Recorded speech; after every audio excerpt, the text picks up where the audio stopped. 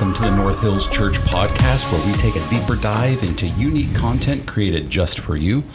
It's been a long time since we've heard that podcast music. My name is Ryan Ferguson. I'm excited to be back with you on a podcast. To my left is Carissa Vowles. Hey there.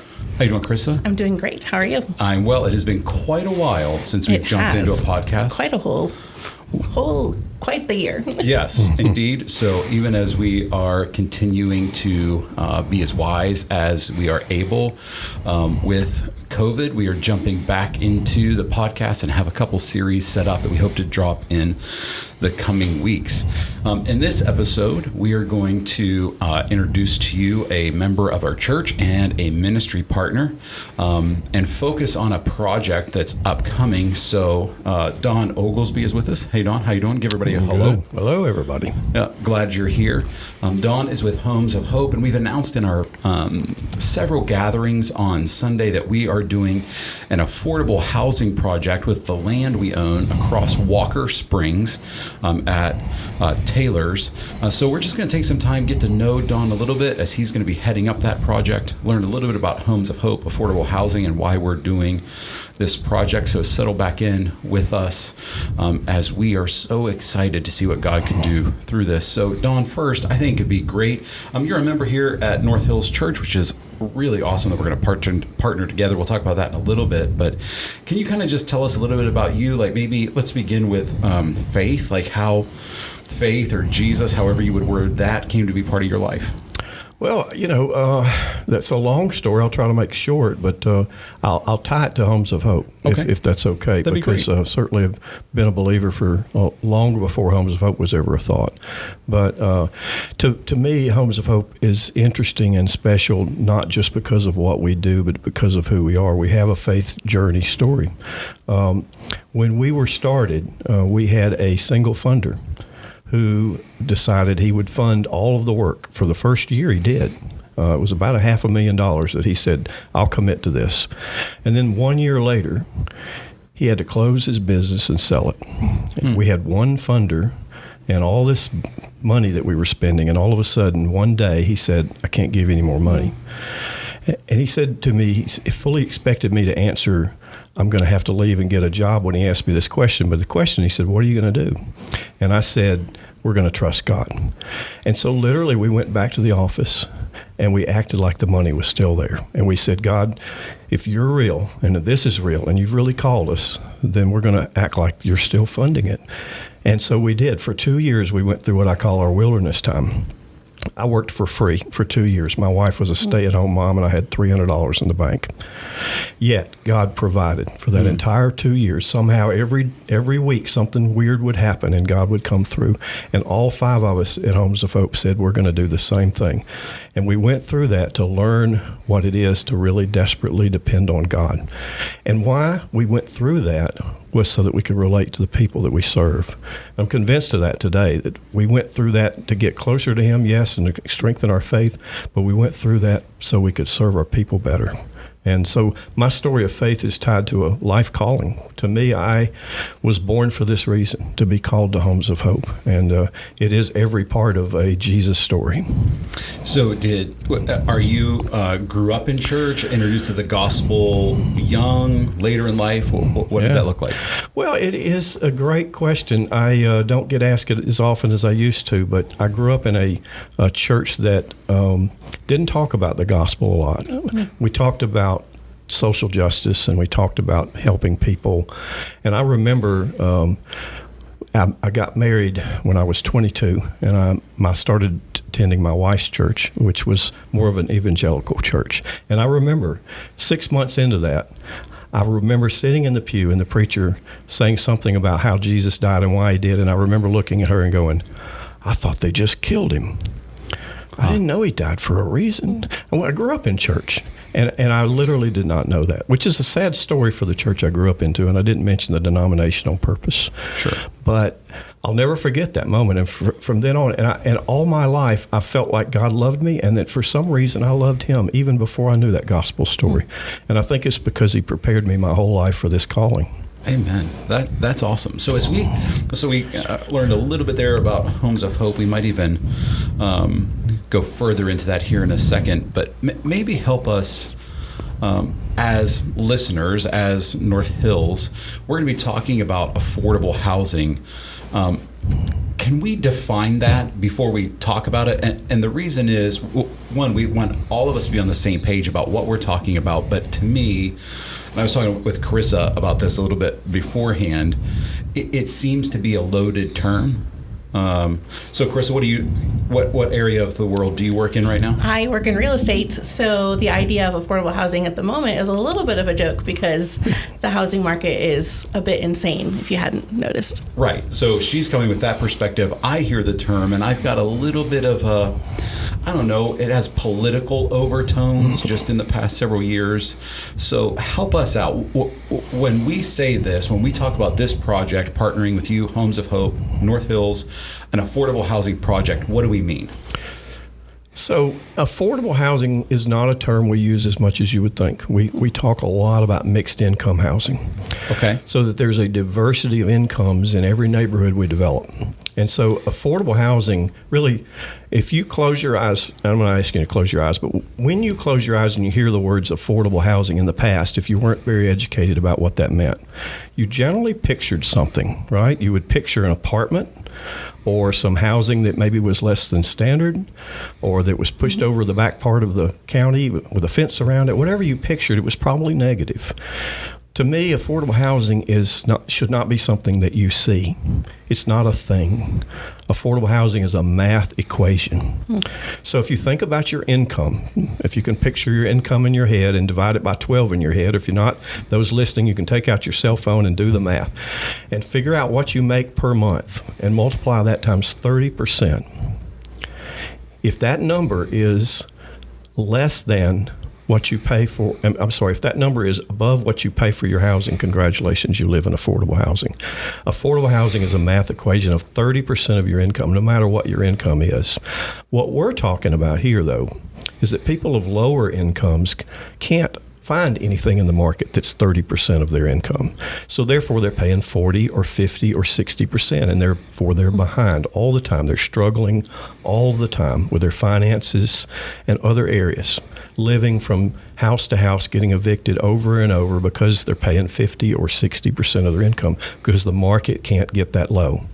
So what we're talking about is a diversity of incomes. Mixed income community is what we're talking about building across the street, where folks of incomes of $20,000 will be living right next door to folks of $50,000 and 40 and 30, maybe some 55 and 60, whatever the math comes out. Folks that are priced out of the market can now afford their housing, and we're going to have different prices for each house depending on what your income is. It'll be the same house so that nobody can ride by and say, oh, there's the affordable unit. There's the low-income family. Nobody's going to be able to tell. You're going to ride through there, and you're not going to know who's making 50 and who's making 20 because the house will be the same in terms of quality, size, and design. That is, I love that. That is so helpful for me. I like those two things that I think we can kind of latch onto there as takeaways. And even I'm going to put this plug in with Alan Shearer. We might even want to adopt that language of we're building a mixed income neighborhood across the street. That could be helpful because that's what we really mean. And just that math equation of when we say affordable housing, it's 30%.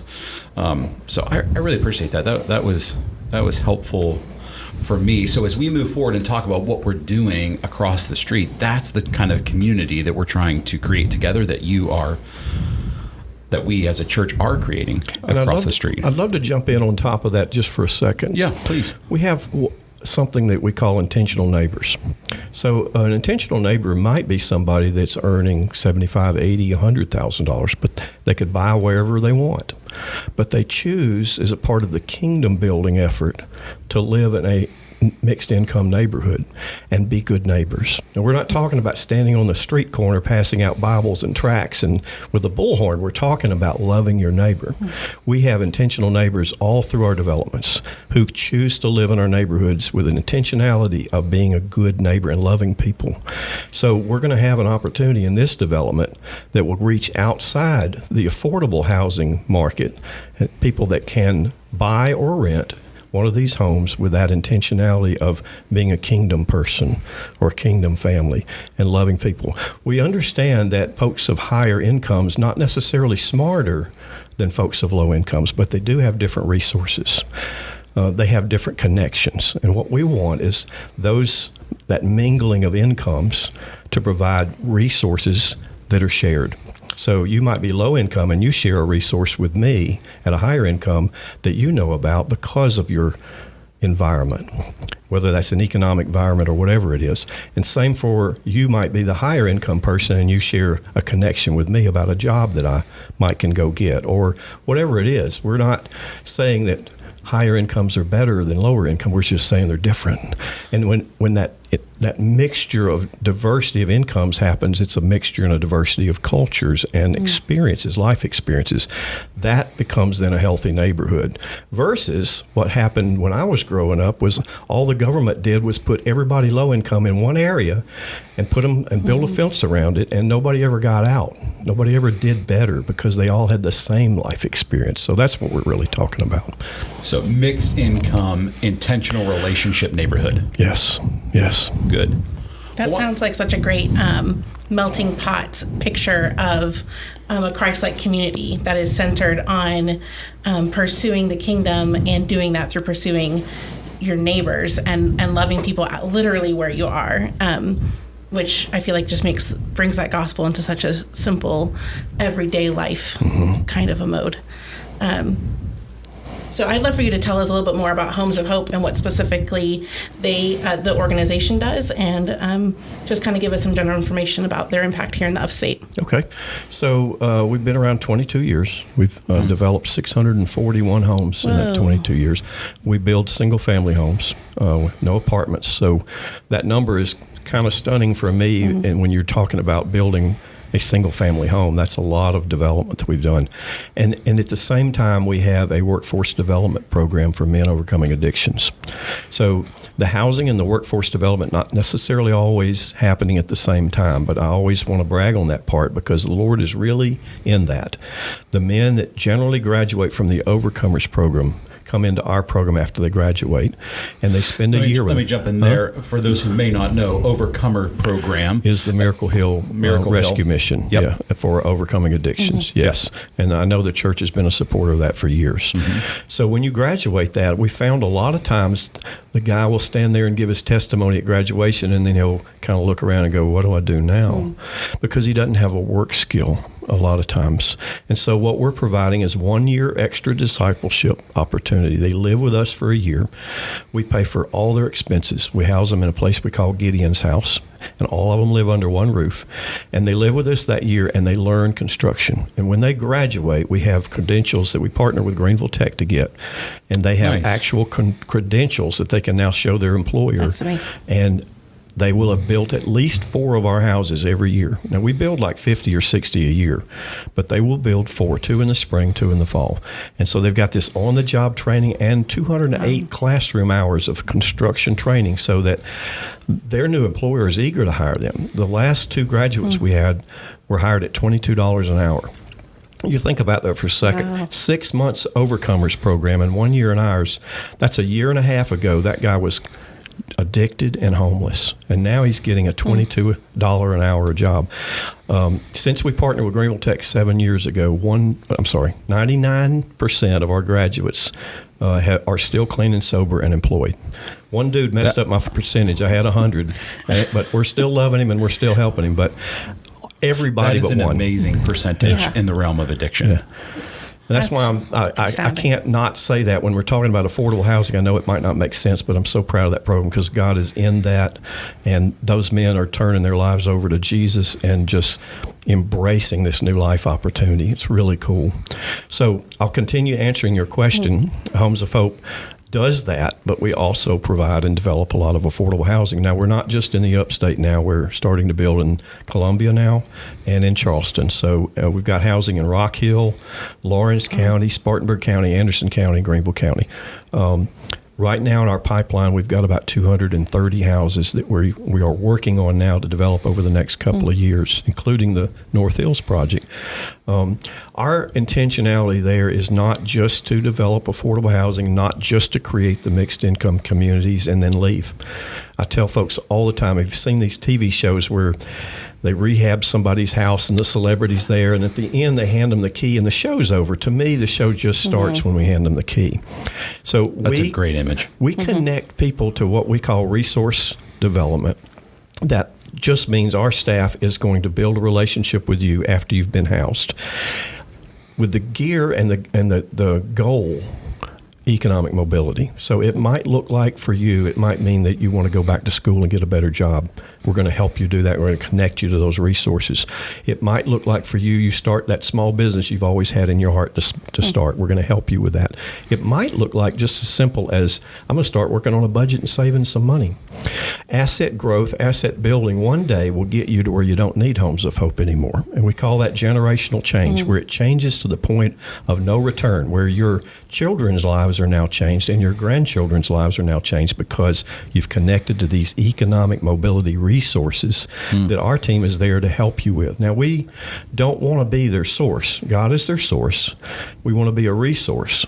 So we don't want to be the hero of their stories. What we want to do is empower the atmosphere around them so that they can empower themselves. We want them to end up with Jesus being the hero of the story. Beautiful. That sounds like another great opportunity just for the church at large to get involved in plugging in to be some of those resources, whether it's jobs that we within the church can help provide, or skills we can teach, or budgeting training that we can provide. Like, I feel like there's just so many opportunities beyond just the tangible providing of the house and creating that type of a neighborhood, but even stepping in and continuing that relationship for so much longer. So I feel like this is just kind of a beginning stepping stone to a long and wonderful project. Yeah. I think it's interesting. Don, you've given us so much to think about. And you briefly touched on this with, I think you referenced, in your day when what the government did is they came in and just built that. Can we step into that just a little bit more and maybe compare what we're trying to do versus maybe what people think of, and I want to be clear here, I'm not making fun of anything the government has done in that realm. I'm not picking on it. I'm trying to clarify what we're trying to do by comparing. So the government has one method of affordable housing. How does Homes of Hope differ? How does this project differ? Yeah. Is that a fair question? It is. I think the one word answer would be relationships. So it is our mission from the Lord, and when He called us into existence, to build relationships with people and disciple them.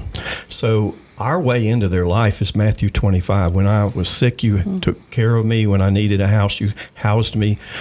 Matthew 25 is such a critical part of what we do, not necessarily just so we can help them, but because Matthew 28 is our real mission, go and make disciples. And a lot of folks are not listening to Matthew 28 talk when they're in a Matthew 25 crisis.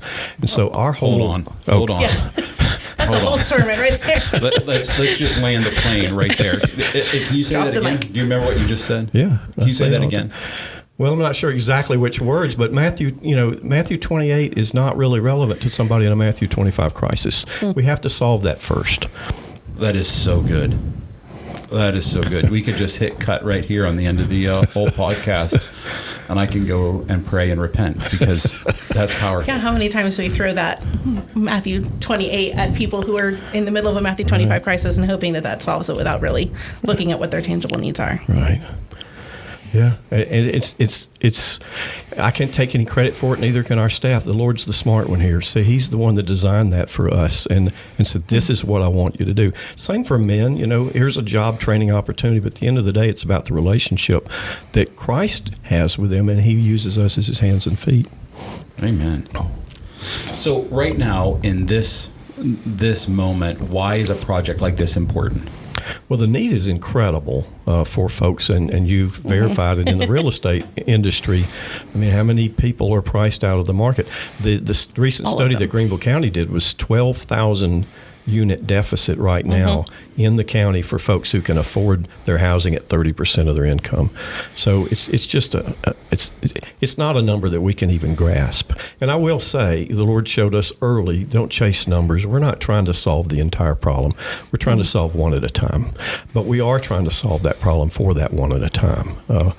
And I think I think that is really, really helpful for a lot of people, but even someone who is very wired to hear a number like that and immediately get overwhelmed with the need, but to back us up and say, yeah, that reality exists, and we'd love to take a dent out of it, but at the end of the day, we're called right here in this moment to help these, what is it that's going to be over there, 17? 17. 17 homes. Right. That we can do that. That's what at this moment, that's what we're called to do. I think that's a really helpful. We're not chasing. Yeah, we're not chasing numbers either. North Hills isn't in this moment. Yeah, and you can look at that in a different way too. You can say, well, let's build as many units as we can build, and let's solve that problem. I think that's another false way to look at that. We don't want to warehouse people. We want people's lives to change. So let's do it one at a time, and that's what the Lord has instructed us to do. And have a relationship. Yes. I think every time you answer, in one sense, there's this back door of, and we want to know people. We want to. Yeah. Oh, I'm so sorry, Tyler, and to all of our listeners. Tyler's our tech, and he's now mad at me because I just hit my clipboard on this table. It's the first time for everything. Yeah, my bad on that. You want to get us back on track now that I've ruined it? What are some of the challenges that the church would be facing in trying to accomplish this project? Well, I think the first thing that comes to mind is the challenges of assumptions. So my staff credited me with coining this phrase. I'm not sure I did, but I think I might have. Don't assume that low-income people don't know two people. Don't assume they don't know Jesus, and don't assume they don't know Jack. They're some of the most resourceful people that I've ever known, and most of them are faith-filled. So if we can get past those assumptions that low-income people, that we need to go get them saved. Well, many of them are. We need to help them, and discipleship isn't necessarily going to be a salvation experience for them. It might be something way beyond that then takes them to another place in their life where then they can become kingdom-minded and kingdom-effective people. So that's the first barrier I've always talked to churches about, is don't make assumptions. Can I talk about that for a second? Yeah. It's just, these thoughts came to my mind. Two things: church history. I've heard, like, the early church, the Acts church, was made up. There was a relationship between both economic levels. We can see that in the scriptures, but it was very attractive to the poor, meaning the powerless, not necessarily just low money, low power, low resources, low ability to change. You have this man who's coming in and leveling the playing field, saying your economic level doesn't matter. That was a whole brand new message. Right. And then I think that assumption of this person, because of their status, needs Jesus, actually kind of flies right in the face of Jesus when he looks at those of us who are wealthy, right, especially if we consider wealth globally, and go, it's easier for a camel to go through the eye of a needle than for someone who is wealthy to enter the kingdom. Right. Right.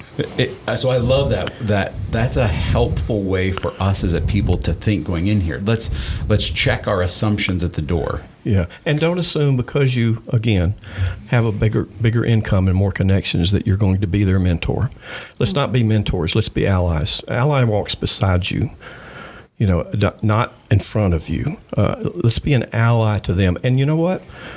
Stop talking for a minute and listen. That's one of the biggest barriers for churches to get involved. I'm going to go in and I'm going to teach them these things and I'm going to tell them how to do life. And not necessarily all of them need to hear all those things that you want to talk to them about. They want you to listen to them. Just listen and build that relationship. Swift to hear, slow to speak. Mm-hmm. So that should be in the Bible. somewhere there. So with that in mind, why should the church get involved in a project like this? Well, I think, as we minister to people in general, affordable housing, mixed income housing, that idea, the kind of the underlying foundation of that is stability. There's a lot of times when we minister to people and stability is missing, and it's a hit and miss opportunity for ministry sometimes, I've seen. Whereas, people, you wonder, why didn't they listen to me, or why wouldn't they respond to this advice I gave them, or this scripture that I gave them? And a lot of times it's just sheer stability, lack of it. And I think affordable housing creates this place of, I call it the place to breathe.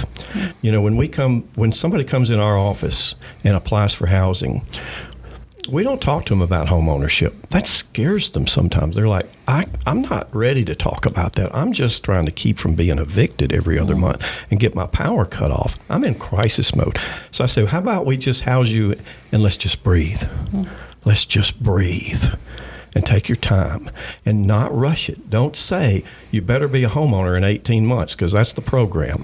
Or we need you to start working on your budget in 6 months and do that. No, let's just breathe and build that relationship, much like you would your home. Yes, yeah. And let them go at their own pace. And I think that's critical. This has been so, even as an elder who's been talking about this project for months, it's been so helpful to think through all of these little, this relational impact. So I have that in the back of my brain, and then I think there's going to be 17 homes, and we have roughly now about 1,400 members. So obviously, not all 1,400 people can descend on that neighborhood and be kind. Right. They don't want that either. That is true. So, but at the same time, we're all going to participate in that. At some point, we're all going to agree we should give that land away. We're going to talk about that in another podcast. But maybe help us, those who aren't going to be an intentional neighbor. That's not what God's called them to be. If we step into the realm of prayer, intercession, 1 Timothy 2 talks about, of first importance, I would have prayers and intercessions be made for all people, for kings and authorities, that we might lead a quiet, peaceful, godly life. Like, we're trying to create a neighborhood that literally fills out the end of that passage in 1 Timothy 2. So how would you guide us, as someone who's walked through this so many times, 641 times, how do we engage 1,400 people to pray? I know that's a huge question in one sense, but like, if you got to talk to every member of our church and say, listen, we know you're not going to buy a house over there. You might not even be able to walk across the street, but when you pray, I'd love for you to think what? Right. I've never been asked that in 22 years. That's such a wonderful question and an important one, and I appreciate that. Usually when you say all that before you answer, it means you don't know what the answer is. So the answer that comes to mind is, the Lord knows. And so if we can get folks engaged in praying, they don't have to necessarily know what to pray for. The Lord knows all those things. He's the greatest multitasker I've ever known. And I've been trying to catch him in a mistake for my whole life. I hadn't caught him in one yet. He knows what he's doing. So as we engage folks in prayer, Lord, whatever that thing is that you're doing with that family over there, please put your anointing on that, and please help me be a part of it if you want me to be, but if not, just please clear the path for it. And it may not be the greatest answer in the world, but it's what I pray for when I don't know how to pray either. It's just that. No, and I think that I don't think we need to be afraid of answers like that or even embarrassed by them. Like, there's so much in there, like an openness that God's actually in control of what's happening over there, an awareness that He is aware of every need that's over there. Right. And in that prayer to say, if I am a resource, if I am a relationship, if I'm an ally, to use all of your terms, if I am that thing, you let me know somehow through leadership or an interaction, or if I'm walking on the street and I meet somebody over there, whatever that is. I think that's really great. And imagine, and this is a call to action for those of you who choose to listen to this, on behalf of this project, be a prayer warrior like that for this thing.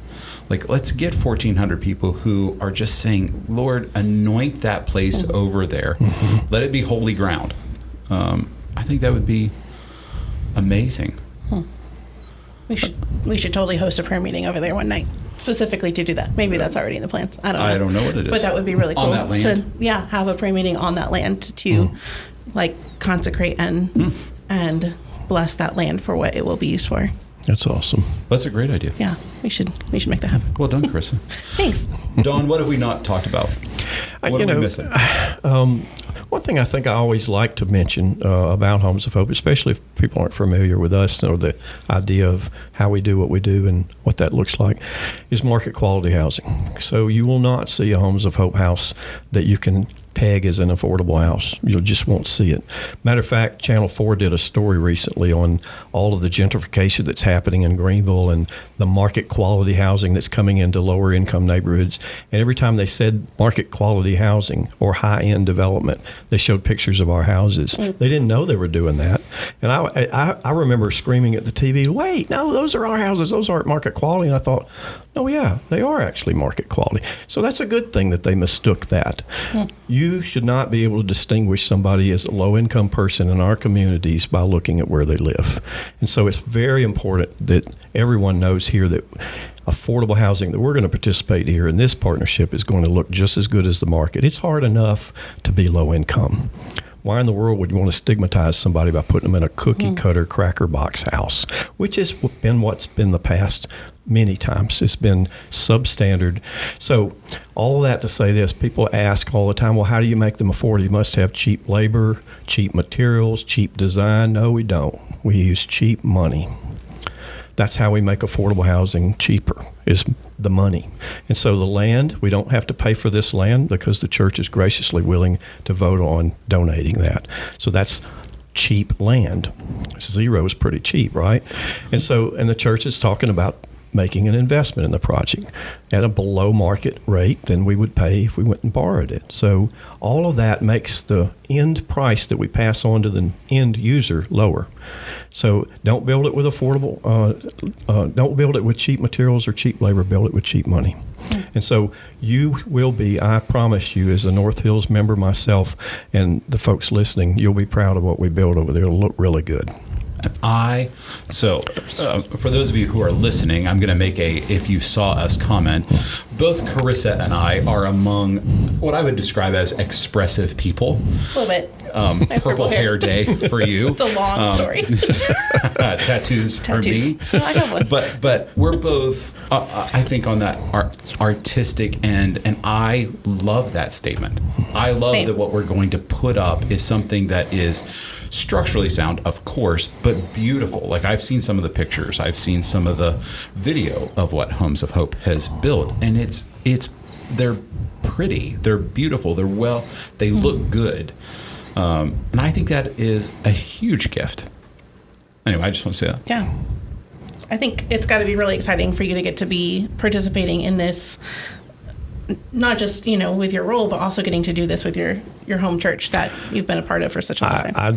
I cannot even think of a word that tells you how excited I am. I was thinking on the way over here, wonder what the Greek or Hebrew word is for excitement, because I need to learn it, because whatever it is, I'm going to start using that just because it sounds like it'll be a better word than excitement, because I'm really so excited to be able to partner with my church that I've attended for years, since 2005, and been a part of and watched it grow, and just love being here and love the leadership and the teaching that we have here. And to be able to partner with I can say it's my church. So that's really, really cool. And anybody that wants to not believe what we just said and wants to check our website out, homesofhope.org. homesofhope.org. You can look at pictures of our houses, our development, our neighborhoods. And let me put a plug in if I can. For June the 10th, we're having our annual fundraising gala. It's going to be virtual, but you can go on to Facebook, YouTube, whatever all those other ones are, and watch our 30-minute presentation of Homes of Hope, hear testimonies of people that live in our homes and men in our program. And at the end, we'll ask you to write a check, but you don't have to. But you can if you want to. We need that. But I want to give you the opportunity to know more about Homes of Hope through those ways. June 10th. Yes. They can find that on your website, homesofhope.org. Yes. Awesome. Don, I just want to tell you, and I think even in a general sense, I can even say this on behalf of our people as we walk into this project. I am excited that you're part of this church and we're partnering together. And it's interesting, it took us 16 years to get here, not in a deficit sense like we've done something wrong, but as God's led us think about the vision of North Hills, why why do we have what we have, even in property and stuff, and that you're here. And I think I want to say something that I've learned about Homes of Hope, that Homes of Hope is respected by the Greenville city. As I understand it, you're invited into conversations in this realm by our city government, and I think that's important. Like we're dealing with an organization that's both connected to our church, but an organization that does it well, is recognized for it, has a track history of 22 years of doing it. And I just want to thank you for what you do. I'm excited to see what God's going to do through this. So stay tuned with us. We're going to be making more announcements about this in church. And our next podcast will actually continue this discussion about affordable housing. It's going to give more details kind of on our role in it, a little bit more details about the property, maybe some vision. I think Alan Shear is going to join us for that. So that will drop next week, so keep a lookout for that. Thank you guys so much for joining. As we've said, dive into this in prayer, bathe this project in prayer as we reach out into our community with the love of Jesus and the gospel building relationships. Thanks for listening, and we'll see you next time.